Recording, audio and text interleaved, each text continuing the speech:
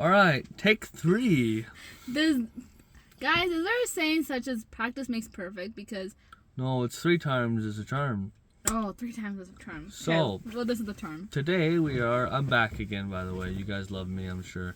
So remember how I told you guys that I'm gonna do most of the videos, but he's gonna join on some?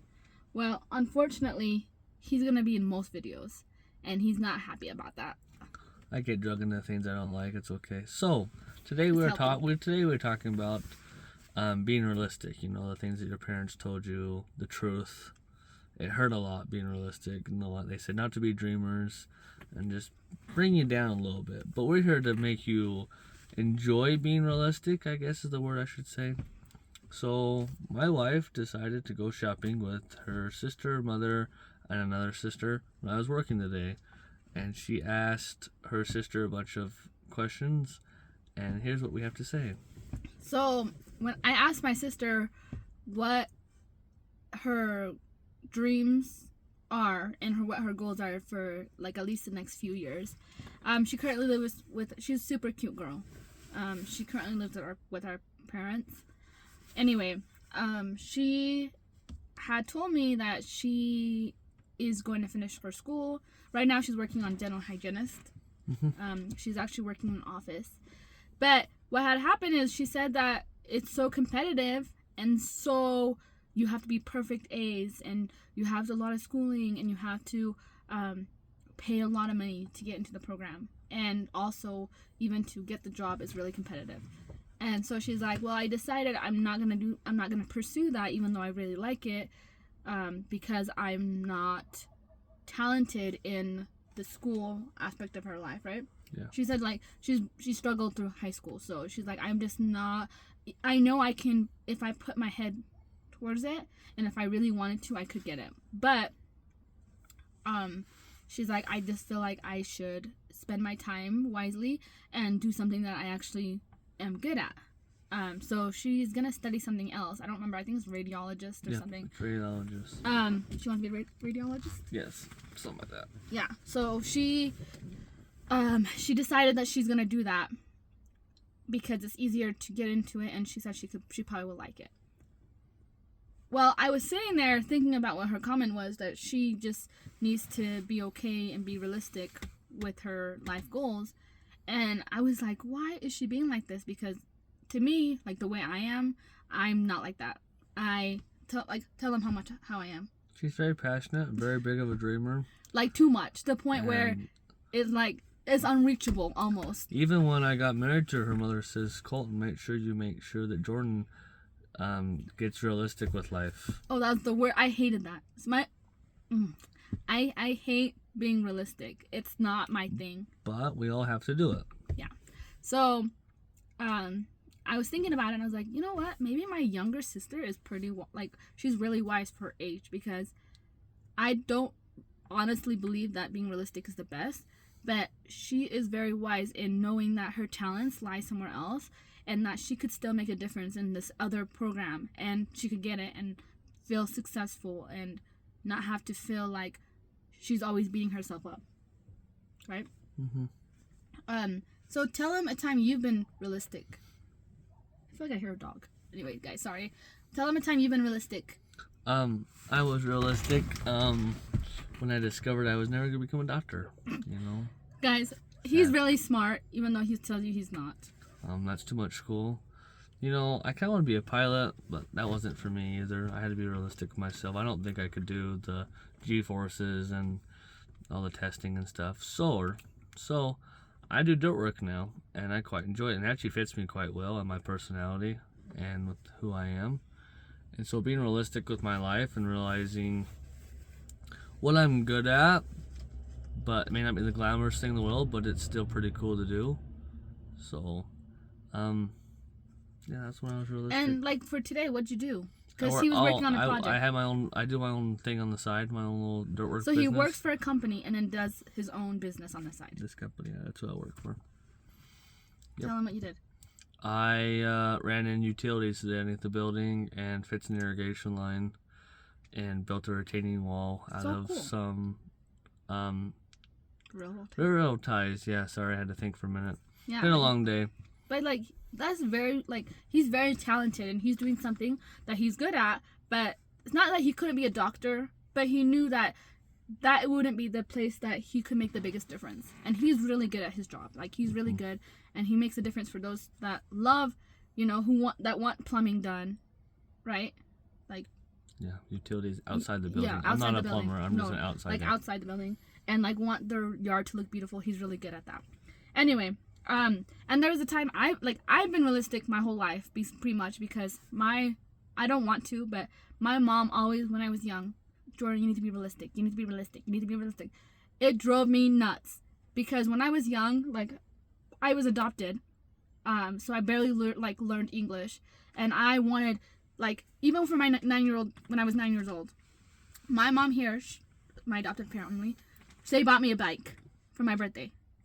I wanted my dad's BMW. I was like, I didn't even know how to drive, but that's like, I had no idea of what being realistic meant. I wanted that BMW, and when on my birthday, I opened my present and it was a freaking bike. I threw the biggest tantrum of, like, my parents could tell you, and it's very embarrassing to think about now. And curse that bike.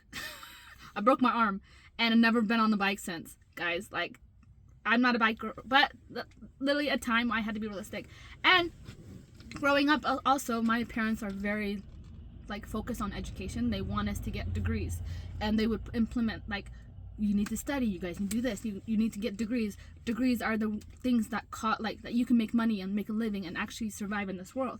So I told them, no, I want to be an entrepreneur. I didn't even know what that meant at the time. I was like, I want to be a businesswoman. I want to have lots of money. And I like heard, like, from people, businesswomen, like, I want to be so cool. I want to be a businesswoman. My mom sat me down and said, Jordan, you need to be realistic. You're really good at math. So pick something that fits in that industry. Math. And so I was like, I don't even know what, like, I don't want to be a math teacher. So she was like, you could be an engineer. I was like, oh, I don't even know what they did. So I was like, okay, that's fine. Like, I could try engineering. And she, like, kind of, influenced me to start looking into that. And in high school, I started studying engineering. I was very motivated. I almost got my associate's degree in high school. Finished it with 1 semester after high school. Got my associate's degree. Went to Utah State. Started going to school. And my first day, I wanted to study biomedical engineering because I thought prosthetics and robots and, like, doing stuff like that makes a difference and it's so cool. Well, the first day in my class, I sat there and my teacher started babbling on. Oh my goodness. I had no idea what he was talking about. And I lost interest so quick because it's hard because some professors, they ruin the experience for you. In that moment, it just felt like I was in the wrong room. I was not in the place that was meant for me, right? Mm-hmm. So I was like, you know what? I finished that class, and the next semester, I was like, I'm gonna go do a different program. So I heard from people because I was like, oh yeah, I'm good at math. I want to be an engineer. That was all I could say. I'm good at math. So they're like, oh, why don't you study environmental? It's easy. I was like, oh, okay, I can do something easy, and they still cut the engineering title, so I'll make money, right? So I started studying environmental engineering. So boring, I didn't like it. Well, then I was like, you know what? So I started at that time, I was researching real estate and what else? Like investments and money. I love money. Talking about money is the best. So I started studying finance. Colton, you're distracting me. He's being a goofball. Anyway, so after I started going to finance, there was a day I fell asleep in my class. And I realized in that moment, I was doing full-time work and full-time school. I realized, oh, this is like maybe not the best place for me. I'm using my energy in the wrong places. I don't know because at the end of the day, I remembered, like, learning this investment and stuff, that if I get this degree, at the end of the day, I have the certificate, I can go get a job. But it doesn't really get me much more than that. Somebody can say, oh, you worked hard in school, I will give you a job. That's it. But in my mind, I was still on the entrepreneur. I wanted to be a businesswoman. I wanted money. I want to be rich so I could help people. I don't want to be rich for myself. I want to help. I want to be able to never, like, if I see somebody, I want to be able to help them. So I looked myself in the mirror and I said, you know what? As much as I'm going to disappoint my family for not going to school, I'm going to be a dropout. I'm going to have that title in my, against me my whole life, I know I can use my talent somewhere else. So I found a job. I became a production person. I started working in production. Started being really good at it. I'm really good with my hands and kind of thinking how to fix things, kind of like the maintenance mindset. In my current role, I'm a technical operator. 4 months in, it's really hard to grow. Sometimes it's hard to grow, especially when there's a lot of people that stay there for a long time.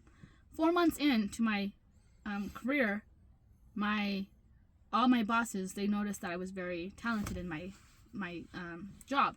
So they flew me to Italy to go learn about my machine it's a new machine that they invested so much money into. They want me to run it. So they invested in me. And then I came back, started training people, did all this stuff for it. So that because they saw that talent in me. As much as I didn't want to, of course, it's being in production is not the most glamorous job, right? I have to wear hairnets, safety glasses, never wear my nails, cannot have eyelashes, all this stuff. But I'm good at it. And that's okay. I don't need to feel embarrassed because I'm good at it and I can make a difference in my job. So I'm still working at that job, and at the same time I'm working on my dream, which is to own real estate and stay at home. It doesn't mean being realistic does not mean you have to give up your dreams. True. So another thing we want to talk about is getting a job.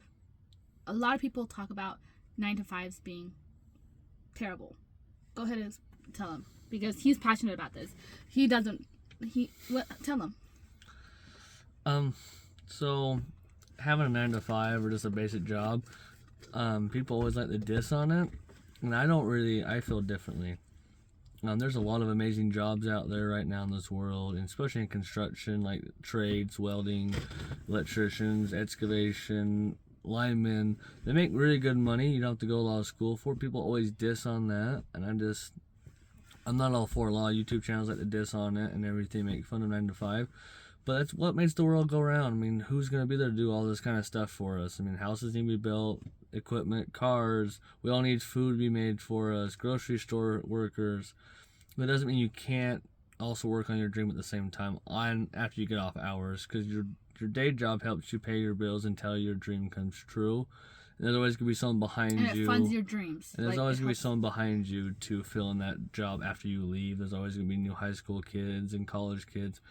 It doesn't mean you should feel bad about doing what you're doing. You're providing for your family. You should be very proud of yourself for at least providing for your family. Yeah, for sure. So, and you do make a difference in this world. People do need your skills. You cannot look down because you're not having all this, being an entrepreneur is or just working from home. A lot of people not work for from everybody. Home. Yeah. You don't have to work from home either, right? No, yeah, I'm just saying a lot of people I work from home and think they're better than the rest of us. They have to go and get muddy and go out to drive and so, but I know right now in the world, the people in charge, the politicians, are changing people working from home to make them go back to the office, because it's not fair to some people to do their job at home and some people can't, so they need to go to an office and work, and I think that's also fair. So yeah, I bet you would want to stay at home. Yeah, I would. Cool. He would love to work in his computer and say, you know what, build this machine, do that. But he knows if he doesn't, he's not out there making the yards look beautiful, digging, what is it? Utilities, helping build houses, all this stuff. People wouldn't have a place to live. Yep. People wouldn't be able to have sewer and all this stuff. Sewer, water, gas, power. Yeah, you need people like him to, and you need to be proud of what you do. Yep. And it's okay to be realistic. You don't have to be the top, entrepreneur. Yep. And we really believe that. And we wanted to share that message because we've been seeing so much people talking bad about 9-to-5s. Yep. And it's not. 9-to-5s are great. And they do fund your dream. Yep. And it's okay to be realistic for a short period of time. Still work for your dreams. Yep. I think that's a good message. Be realistic, but still work for your dreams. Yeah. I think we can leave it at that. That sounds like a good message. Thank you so much for listening. We appreciate you. And I'll be on here more often. So, you're welcome.